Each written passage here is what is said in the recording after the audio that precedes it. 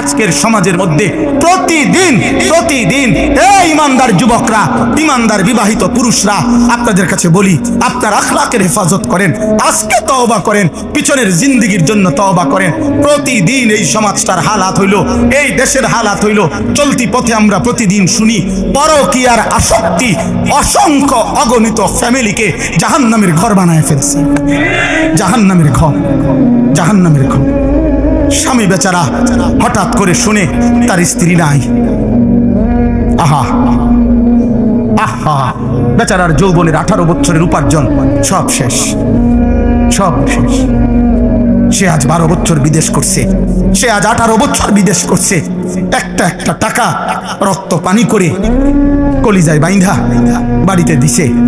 আজ অসভ্য চরিত্রহীন স্ত্রী ভাগ্যা গেছে, ভাগ্যা গেছে। ঘরকে ঘর, ঘরকে ঘর, ঘরকে ঘর। নারী কোনোভাবেই, যারাই মনে রাখবেন, যারাই নিজ ঘরের স্ত্রীকে আপনি আহ্লাদ করতে গিয়ে বেহায়া বেপর্দা অনায়াসে বাজারে ছেড়ে দিচ্ছেন, বেডির হাতে মোবাইল 2টা, বড় বড় মোবাইল 2টা, বলে তো হিজাব পরে, হিজাবের উপরে যে ডিজাইন করছে, এত্তেবেলা আগে জিডি ফিন্তু ইডি বালা ছিল।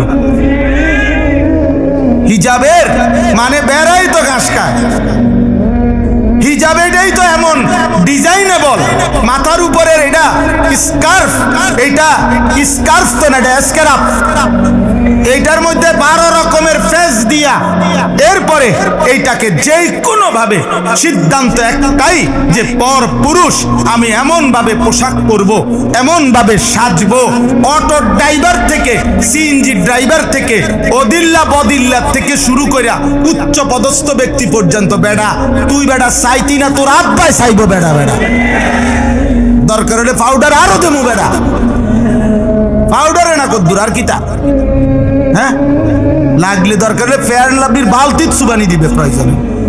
তুমি চাইতা না কেন? তোমার বাপে চাইবো, চাইবা না? এইভাবে সাইজা বাইর হয়। আরে এবারটা জামাই, এবারটা জানে, এবারটার বউ টোটো টোটো এবার বে,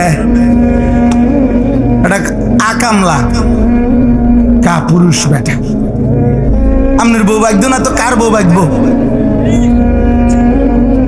বলেন মিয়া? আখলাকের হেফাজত করেন, আখলাকের হেফাজত করেন। কোনোভাবেই যুবক ভাই, নওজওয়ান অবিবাহিতদেরকে বললাম, চরিত্র নষ্ট করো না আব্বা, তোর কপালে ভালো নারী জুটবে না রে বাপ। মোবাইলের নারী আর রাস্তার নারী আর বাস্তবতার বিবাহিত স্ত্রী এক না বাপ?